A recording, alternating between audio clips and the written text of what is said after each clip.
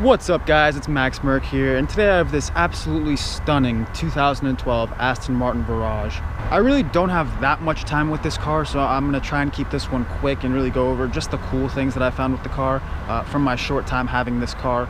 And before we get started, I'd love to thank Jim Coleman Cadillac for providing the car in this video. But with all that said, let me just run through this car extremely quickly. I really don't have much time with this car. However, I find it absolutely stunning, you know, how quirky and different these Aston Martin cars are, you know, being hand built and being for, you know, the price tag that these cars are. First of all, as you can see, this is an absolutely beautiful car to look at. If anything, it's just a piece of art. I mean, it just screams James Bond. Everything about it. Even coming back here, the clear tail lights, and even when they illuminate how it's red, I mean, it's just such a gorgeous car. However, one thing I noticed is this back here. So if you notice these are these little like bumper extenders. I believe this is part of the US regulations that they have to put that there, but I'm looking at this and I'm like, why do these US regulations have to be like that? Because this car is so gorgeous. It really is. In person, it's an absolutely gorgeous car, but these just stick out like a sore thumb, and I really don't know why it has to be this way. Next up, while we're back here, I'd like to talk about the trunk space. It's not a small car, but I really don't know why the trunk of this car is so small. I mean, just looking in here, you really can't fit anything back here.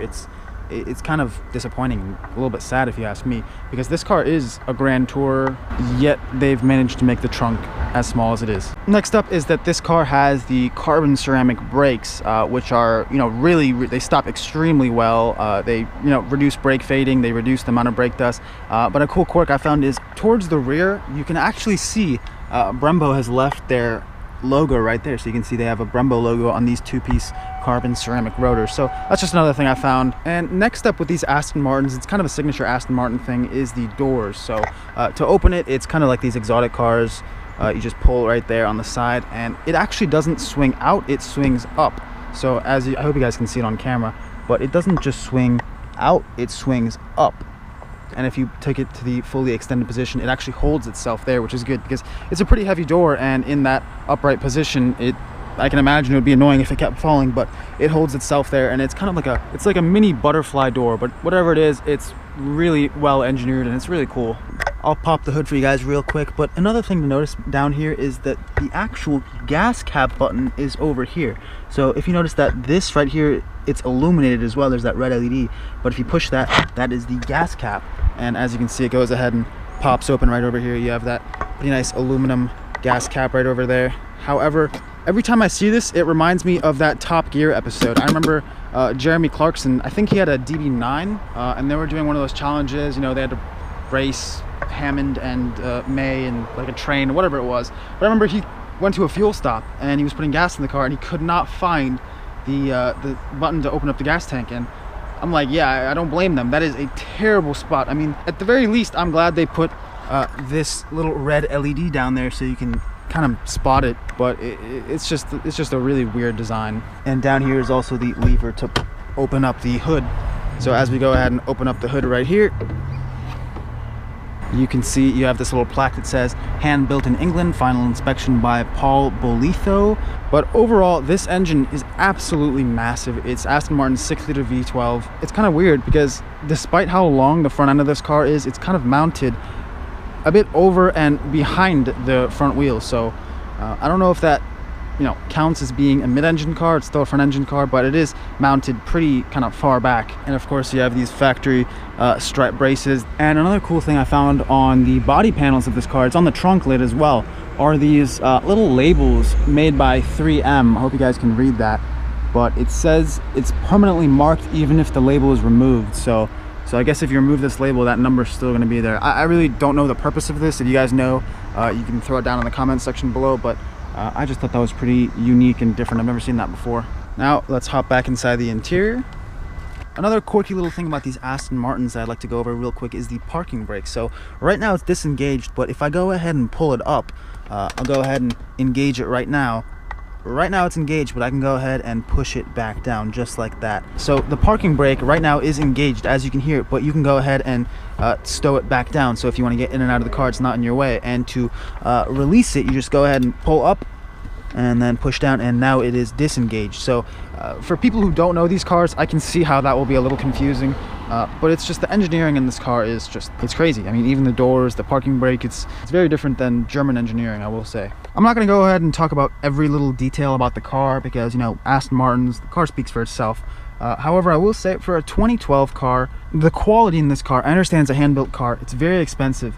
However, I will say the quality of this car, just like, even as soon as I got in this car, you know, I touched these paddles, and you know, for what they are, it kind of reminds me of the paddles in these Infiniti, like the G37 S's, because, you know, it's mounted to the steering wheel, it doesn't move, but the quality, it's just, I don't know, it doesn't feel that nice quality. I mean, you hop in an AMG or an M car, the paddles feel sturdier than this. It's, I don't know, I might just be nitpicking, but wish it had a little bit more weight to it, or if it was actual metal instead of plastic that it is. I mean, even the vents over here, this is not what you expect out of an Aston Martin. I mean, it's leather dashboard and of course everything, but this stuff is such cheap plastic.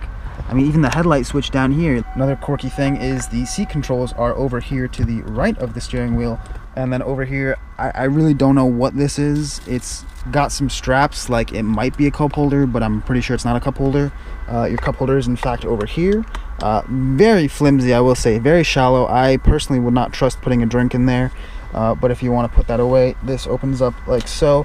You can fold that down, close this up and hide that cup holder, make it a little storage compartment. But I mean, this is a sports car. You really can't expect, you know, that stuff, so I'm not really complaining about that, just pointing it out for the video. And one of the things I will say that I absolutely love about this car is the key. This is Aston Martin's, like, I forget the name, there's a specific name, but it's like the crystal key or something. It's been like this for a while. I'm not sure if the new ones still have it, but I think this is absolutely awesome. This is a really thick piece of crystal right here. It's covered in chrome. It's a very heavy key, which I like. There's no loop or anything to put an actual keychain on, but overall, to start the car, you just put your foot on the brake, and there's a little slot up here to insert the key. You just go ahead and insert this right there. It's illuminated with that white LED.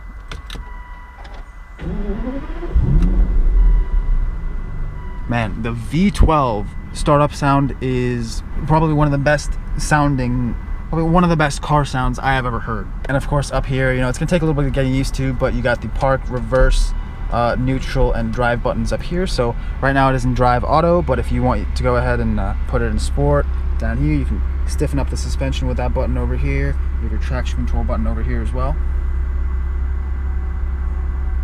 And over here you have your paddles, so if you want you can go ahead and shift them over here, and if you pull these both at the same time, it goes ahead and engages neutral. And one of the things I will say about this car is the infotainment system situation. All this, frankly it's garbage. Even for a 2012 car, I know the newer ones are a lot better, but these older ones, I mean, it looks pretty, I will give it that. It does look pretty. However, the whole system itself is pretty much useless. It's not intuitive at the slightest bit. This up here is really only for the navigation system, which is just stupid. Your phone settings and your radio settings are down here on this little stupid little analog display. I mean, for a 2012 car, this is depressing, man. This is just, I understand that this car is not meant to be like a techie car, and it's just meant to be, you know, a gorgeous, classy, well-made Aston Martin, but at the very least, come on, like, they could have done away with this, had like a little color display. I don't know. It's just the little things like that that really bother me. Another really neat thing that I found down here is if you push this, this pops out. It's very well made, but it's actually a pen. So if you push that there, it says Aston Martin on there. It's chrome, and if you push it down here, it turns into a pen. So that is extremely neat. So you have that pen all the time, and when you're done using it, you can go ahead and just insert it right over there and push it in, and it stays. As far as feature-wise, like, it really confuses me. You got these absolutely amazing Bang & Olufsen speaker system with the tweeters that pop up over there, yet the infotainment system is garbage. But the quality of the car, you know, despite, you know, the vents and stuff like that, the roof, the headliner is Alcantara. That's very high quality. I don't know. I'm used to, you know, German cars, German engineering, and British cars are made different, but, you know, this car is really about the driving experience. So let me just hop back on the road and show you guys what that's like. I mean, the exhaust note of this car is like nothing else I've ever heard. All right, just noticed one more thing that I am actually pretty upset about. The windows, one touch, you know, express, they go down, one touch. However, when you want to pull them up, there's no one touch. You gotta hold it. Seriously, on a $200,000 car, there's no one touch to bring the windows up. One more quick thing I just noticed.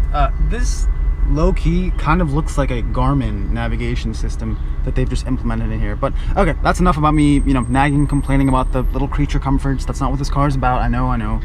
So let's go ahead and take it on the road real quick. Like I said, I don't have much time with this car, but we can pop it on the road real quick and, you know, see what it can do. See what this 6-liter V12 is all about. The driving position in this car is... oh my God. Listen to that. The V12, man, it just screams.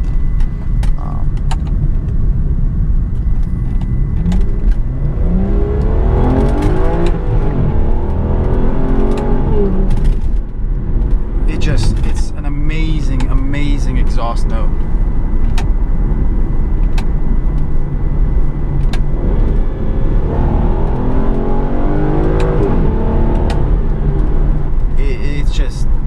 This car feels, it's the driving position, it's so low to the ground, the hood is so long. You really do feel like James Bond driving this car. I will say that. I will give it that. In automatic mode, it is pretty comfortable, I will say. The suspension, it's not harsh, it's not crazy. The steering feel is pretty direct. I mean, it is a big, heavy car.